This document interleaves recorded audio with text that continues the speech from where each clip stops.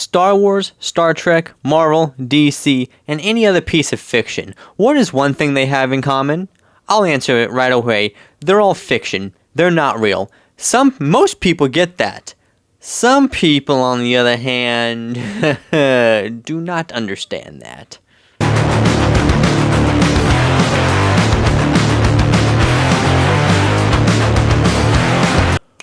What's rockin', my rockin'? Well, today's video is going to be one, I didn't plan on making. It came out of nowhere once I saw a tweet, which kind of happens. That happened a few times.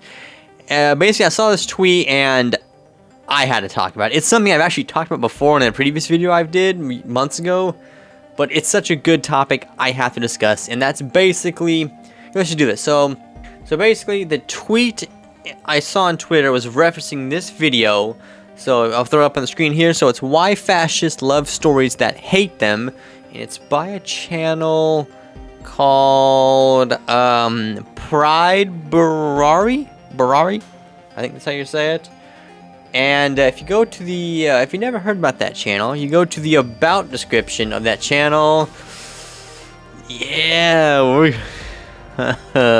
this video is gonna be good. So strap in, boys, and all probably one or two women that watch my channel. Let's get into it. So I'm not gonna. This is not gonna be like a whole in-depth reaction to it. I'm not gonna do that. I'm just gonna go over. Basically, here's it's this lady who runs the channel. So Jess, the Pride Bararian, Emmy-nominated producer, director, editor, and she's the one who the video is about. She created it, and the gist of it is basically how kind of the title says, like, why fascists, and of course they're referring to Trump and Elon Musk and all those people. Why they love stories that hate them, as the title says, and it's part of this whole thing that is just we've all been struggling with this past decade or so, and that is how the left automatically views works of fiction, Star Wars, Star Trek, Lord of the Rings, etc., etc. They automatically view it as left-wing coded, just right off the get-go. I'm not saying it has to be right-wing coded. I'm not saying that, but they just automatically think, oh, it's left, it's ours, it represents our worldview. It's like, no, they're fiction. They're not real. But these people are frankly too stupid. They don't realize it. They're like, oh, well, no, it represents my view because, we're the left. We equality for all. It's all horseshit. So, where do we begin? There's one part of the video. Oh man, it was my favorite part of this video. Right here. I'll play it right here. Stuart Hall, a pioneer in media studies, says that media is first encoded. That's the production of a movie, book, news broadcast, burlesque show, packed full of characters, narratives, and coded meaning. That message is then packaged and put out into the world to be consumed. But the most interesting part, at least to me, because I'm a nerd, is when the audience watches or reads. Right there. Most interesting to me because I'm a nerd. Well, guess what? I'm a nerd too. And I probably can guess I share none of your same political views. So, am I just excluded? Does my nerd, I guess nerd vote don't count? You're excluding me for having a difference of opinion? Because that's not very democratic of you. That's almost... What's the word I'm looking for? I think it starts with an F. What is this word I'm thinking of? If only...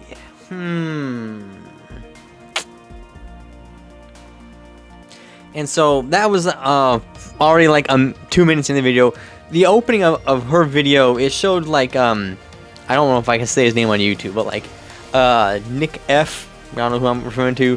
It's a clip of him saying he loves Star Wars. There's a clip of Tim Pool saying he loves Star Wars and Star Trek. A clip of Elon Musk. There's all these quote unquote right-wing people, which Elon, for instance, is not. It's basically these people on the right expressing their love for these, properties. And she goes on to say, they can't because they're not, incapable of understanding the true value. And of course, she throws in Ben Shapiro for saying he loves Star Wars, which, Shapiro's part of the hat people, so I don't think his opinion matters. We can just forget about him. I'll agree with her on that. Just throw his opinion out.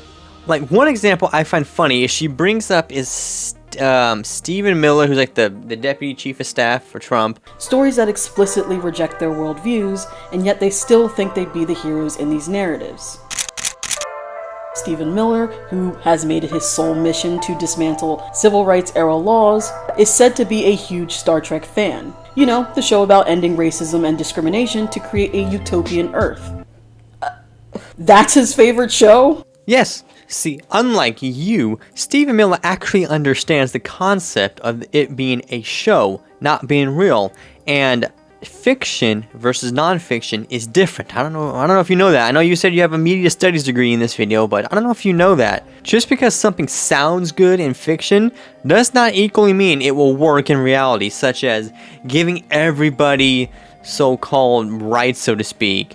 But in reality, most people, and well, not most, some are not capable of handling those rights. For instance, if you're from a different part of the world, you may not, let's just say this, you may not have the same understanding of those rights as someone born in the first world.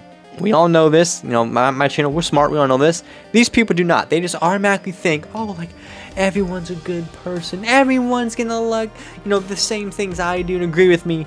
That's not how the world works, sweetheart. I also love how she brings up, the Stephen Miller Star Trek. Star Trek was, a utopia, about like no discrimination, basically.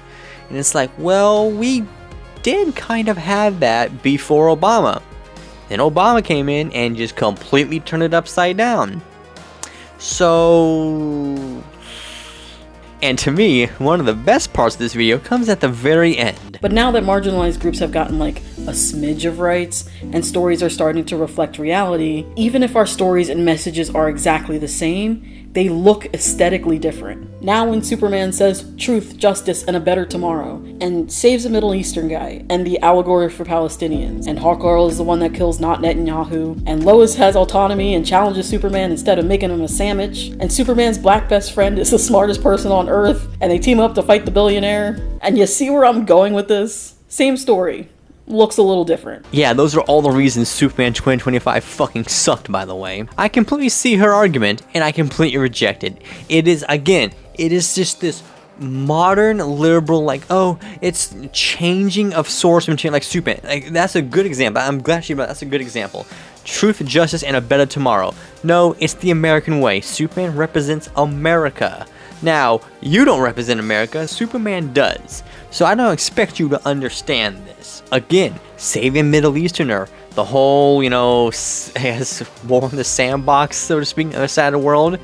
Those are modern day, I guess, issues that are being shoehorned into a Superman story.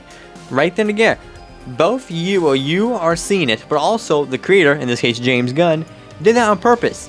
He cannot separate fact from fiction. It's something these leftists never can do. And the whole, like, Lois, has her own bodily autonomy. She doesn't make Superman a sandwich. Lois is supposed to be Clark's, I don't want to say equal, but like confidant, like his partner, his companion. And in that movie, she basically just lectured him the entire fucking movie. Why you do this? Why you do this? You can't do that. It's like, he's Superman. He can do whatever the hell he wants. Why are you lecturing him like, yeah?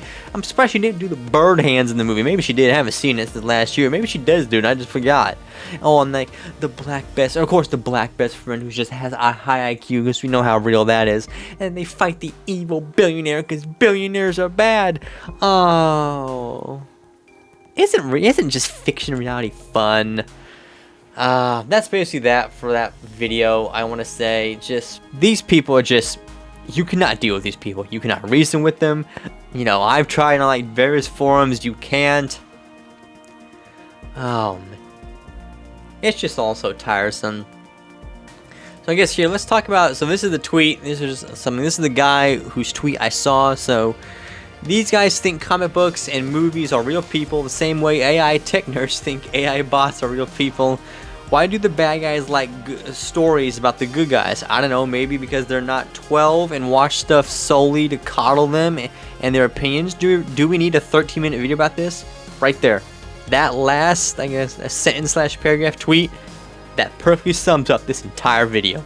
These people, these modern audience type of people, are incapable of separating fact from fiction. I mentioned in my last video, it is impossible for them to do it.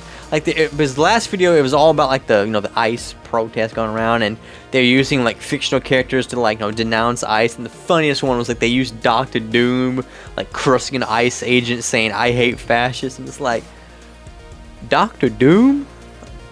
Do you know anything about comics? Like, really? At the end of the day, guys, it's people like this and the people that support videos like this that are the reason why all of our modern entertainment are trash.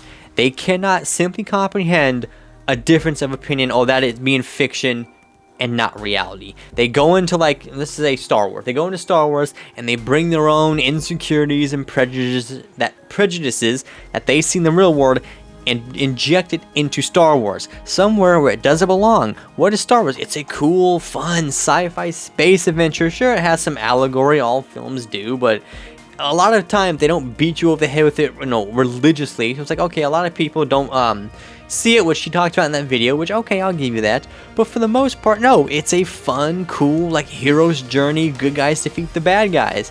And it's the same thing. Oh, that's what I wanted to do. There was one thing I was forgetting about. I just kept my own point off or whatever. I was just going to the next one. Yeah, how the left automatically thinks they're the good guys. Like, they automatically think. Never mind the last, presidency with Biden, where they had open borders, they were censoring people religiously, they were forcing people to quit their jobs, they didn't get the, the COVID shot. And not to mention, go back even like 10 to 15 years, they were the ones that started the whole PC, you can't say this, I'm offended, firing people from the jobs. They started this. They started all this, and now they're projecting it onto Trump saying, oh, he's doing the thing that we're doing, we don't like it. These people do not live in reality. So it makes sense actually that they view fiction, works of fiction as reality, because they themselves cannot separate the two.